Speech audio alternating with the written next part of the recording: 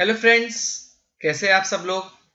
Yes class, last video में हम लोगों ने देखा था कि किस तरीके से 1789 में फ्रेंच रेवोल्यूशन हुआ एंड उसका इम्पैक्ट फ्रांस के ऊपर में क्या पड़ा। नाउ नाउ हमारा जो नेक्स्ट टॉपिक है क्लास वो है mid 18th century, that is 1750 to 1815, मतलब 1815 तक, जब नेपोलियन ने रूल किया, जब तक कि सोसाइटी का डिवीजन कैसा था। अब आप बोलोगे सर आपने तो पहले फ्रेंच रेवोल्यूशन बता दिया, अब बता रहे हो कि सोसाइटी का डिवीजन कैसा था। तो बेटा ये इसलिए बता रहा हूँ बिकॉज ये आगे आपके काम आएगा, ठीक है। और नेशनलिज्म किस तरीके से डेवलप हुआ ये भी हमें पता चलेगा। तो चलिए शुरू करते हैं क्लास। देखिए class, mid 18th century that is 1750 के अराउंड फ्रांस में कहीं पे भी नेशन स्टेट नहीं था। क्या नहीं था? नेशन स्टेट नहीं था। There was no nation state. अब आप बोलोगे सर ये नेशन स्टेट क्या होता है। नेशन स्टेट का मतलब होता है क्लास जहाँ पे ऐसी जगह जहाँ पे लोग common language, common history, common tradition ये सब शेयर करते हैं, और जहाँ पे जो रूल होता है वो गवर्नमेंट का रूल होता है, वो भी लोगों के अग्रीमेंट से रूल होता है, जिसे हम लोग डेमोक्रेटिक कंट्री भी बोलते हैं। समझ में आ रहा है? तो आप लोग ये कह सकते हो कि that India is a democratic country जहाँ पे गवर्नमेंट एग्रीमेंट से चलती है एंड हम लोग common language, common history, common tradition share करते हैं। That is why our India is a nation state. अब आप बोलोगे कि आप वहाँ पे कोई नेशन स्टेट था नहीं, तो अब सबके दिमाग में आएगा भैया नेशन स्टेट क्यों नहीं था, उसका रीजन क्या है। जी हाँ, वहाँ पे नेशन स्टेट क्यों नहीं था। देखिए क्लास, इसका एक सबसे एक बेस्ट एग्जांपल जो आपके बुक में दिया हुआ है, तो वो दिया हुआ है आपके हैसबर्ग अंपायर का। ठीक है, Habsburg empire was an Austrian Hungarian empire, जो ऑस्ट्रिया और हंगेरी का मिलके बना अंपायर बना हुआ था। वहाँ पे 3 लैंग्वेज बोली जाती थी, जिसका नाम था फ्रेंच, इटालियन और जर्मन। तो सिर्फ अकेले हैसबर्ग अंपायर में 3 अलग अलग लैंग्वेजेस वहाँ पे बोली जाती थी। तो दैट वाज द रीजन कि वहाँ पे इतनी डाइवर्सिटी थी, इतनी वहाँ पे एथनिक बैकग्राउंड्स के लोग थे कि कोई भी नेशन स्टेट बन पाना इम्पॉसिबल था। जैसे कि मैंने आपको पहले भी बताया कि वहाँ पे कोई भी कॉमन लैंग्वेज नहीं थी एंड एथनिक बैकग्राउंड होने की वजह से, अलग अलग डाइवर्सिटी वाले लोग होने की वजह से कोई भी कॉमन लैंग्वेज नहीं थी। इसीलिए वहाँ पे कोई भी नेशन स्टेट डेवलप नहीं हो पाया, बन नहीं पाया।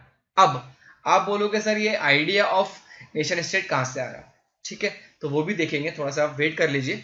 अभी हम आगे देखते हैं कि हमारे पास हम क्या चीज देखने वाले। अभी हम ये देखेंगे कि जो फ्रांस का सोसाइटी था वो कितने पार्ट्स में डिवाइडेड था। तो उस टाइम क्लास यूरोप में 2 मेजर क्लासेस थी। कौन सी? 2 मेजर क्लासेस थी, जिसका पहला नाम था aristocracy, second was peasantry. Third middle class अभी मत आइए, वो आपको बाद में बताऊंगा। So there were 2 major classes, first one was aristocracy and second one was peasantry. तो एरिस्टोक्रेसी का मतलब होता है जो बहुत ज्यादा रिच और जो बहुत ज्यादा रईस लोग होते हैं, और जो बहुत ज्यादा दे आर वेरी स्टैब्लिश्ड, और बहुत स्टैंडर्ड लिविंग इनका हाई होता है, उन्हें हम लोग एरिस्टोक्रेटिक लोग बोलते हैं। अब इनके हम लोग कैरेक्टरिस्टिक्स देख लेते हैं क्लास के एरिस्टोक्रेटिक लोग किस टाइप के थे। फर्स्ट, दे वर लैंड ओविंग क्लास, उनके पास खुद के पास उनका जमीन था। और point number 2, speaks French language. अब वो लोग फ्रेंच लैंग्वेज बोलते थे। तो कहने का मतलब क्लास ये है कि जो भी फ्रेंच लैंग्वेज बोलता था तो उसे रईस और रिच कंसिडर किया जाता था। पॉइंट नंबर 3, वो लोग स्मॉल ग्रुप्स में थे, बहुत ज्यादा छोटे ग्रुप्स में थे। ऑब्वियसली बात है, अमीर लोग ज्यादा बड़े ग्रुप्स में होते नहीं है। Point number 4, family connected by marriage. अब व्हाट हैपेंड इज कि ये जो स्मॉल ग्रुप्स में जो एरिस्टोक्रेटिक लोग थे, तो ये लोग आपस में ही मैरिज करते थे सो दैट इनकी जो फैमिली है वो it remains connected. Point number 5, United in common way of life. अब ऑब्वियस सी बात है क्लास, जो एरिस्टोक्रेटिक लोग हैं उनका तो स्टैंडर्ड ऑफ लिविंग हाई होगा, और जो वे ऑफ लाइफ है लिविंग का वो भी कॉमन होगा। चलिए अब हम लोग सेकेंड क्लास के बारे में देखते हैं, जिसका नाम है पेजेंट्री। पेजेंट्री मतलब कॉमन लोग, बेचारे गरीब लोग, पुअर लोग। ठीक है। Point number 1, majority population. जी हाँ क्लास, जो पेजेंट्स है, जो गरीब लोग हैं, वो मेजोरिटी पॉपुलेशन में होते हैं। Point number 2, looked after aristocracy land. अब जैसे मैंने आपको बताया कि एरिस्टोक्रेटिक लोगों के पास में लैंड थी, तो ये लैंड्स की देखभाल कौन करता था? ये लैंड्स की देखभाल करते थे पेजेंट्स लोग। ठीक है। अब आप बोलोगे सर आपने तीसरी क्लास के बारे में भी मेंशन किया था। जी हाँ क्लास, एक थर्ड क्लास भी है। तो जब इंडस्ट्रियलाइजेशन होने लगा, जब ग्रोथ होने लगा, तो एक थर्ड क्लास निकल के आई, जिसे हम लोग एजुकेटेड मिडिल क्लास भी बोलते हैं। ठीक है। तो यहाँ पे after industrialisation doctors, engineers, teachers, clerks, ऐसे एजुकेटेड मिडिल क्लास लोगों की जो कैटेगरी है वो निकल के आई। ठीक है, तो आगे देखते हैं class.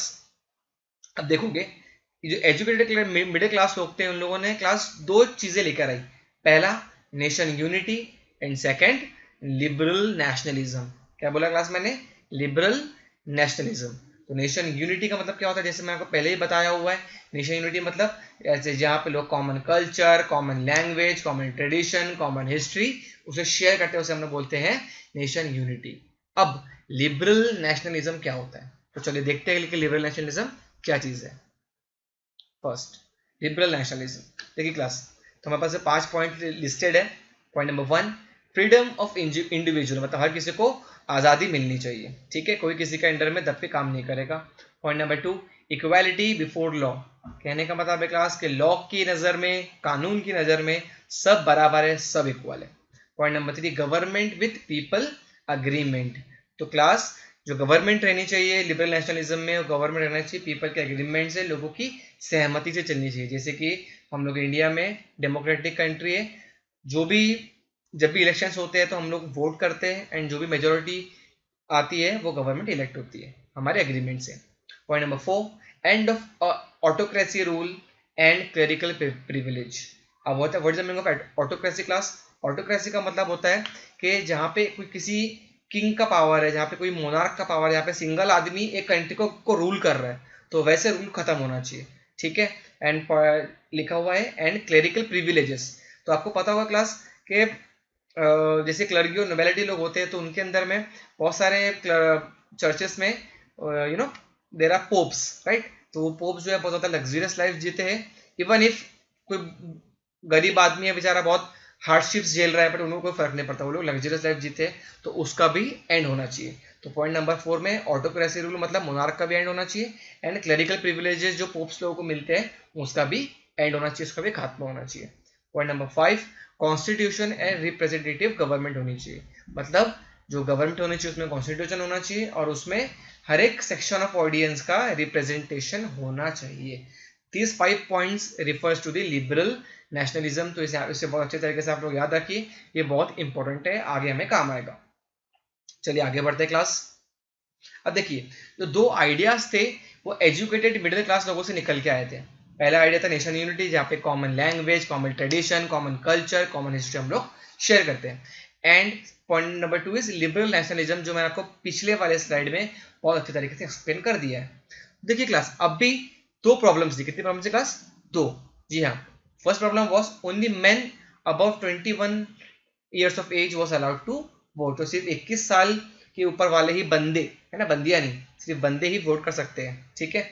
Point number 2, state to state trade restrictions, तो कहने का मतलब क्लास ये है कि ट्रेड बैरियर्स बहुत थे, अगर किसी को बिजनेस करना है तो बिजनेस के लिए जो रिस्ट्रिक्शंस थे वो बहुत थे, तो state to state trade restrictions बहुत ज़्यादा लगा दिए गए थे। तो ये दो प्रॉब्लम्स थी जहाँ पे लिबरल नेशनलिज्म जो था वो इमर्ज नहीं हो पा रहा था, ठीक है। अब देखिए आगे क्या होता है। 1834 में जो ट्रेड बैरियर्स के बारे में मैंने बात की ना क्लास जी, तो 1834 में क्या हुआ, एक कस्टम यूनियन बना। क्या बना? एक कस्टम यूनियन बना जिसका नाम था ज़ोल्वरीन। क्या नाम था क्लास? यस, ज़ोल्वरीन, बड़ा डरावना नाम है। तो ये ज़ोल्वरीन एक कस्टम यूनियन बना 1834 में, तो उसको स्टार्ट किया पर्शिया ने। किसने स्टार्ट किया क्लास? पर्शिया ने स्टार्ट किया, एंड बाद में बहुत सारे दूसरे जो जर्मन स्टेट्स है उन लोगों ने इसको बाद में ज्वाइन किया, ठीक है। अब देखिए इसके वजह से क्या हुआ, क्या इसका परिणाम हुआ, क्या इसका आउटकम हुआ। Point number 1, abolished trade barrier, तो इसकी वजह से क्या हुआ, जो स्टेट टू स्टेट जो ट्रेड बैरियर्स थे, जो रुकावटें थी, वो खत्म कर दी गई। Point number 2, reduced number of currency from 30 to 2, तो कहने का मतलब क्लास ये है कि जब उस टाइम पे ट्रेड रिस्ट्रिक्शंस की वजह से बहुत एन नंबर ऑफ करेंसीज थी, तो जो 30 करेंसीज थी तो उसको रिड्यूस करके 2 कर दिया गया जब ज़ोल्वरीन बना, जब उसके बाद में,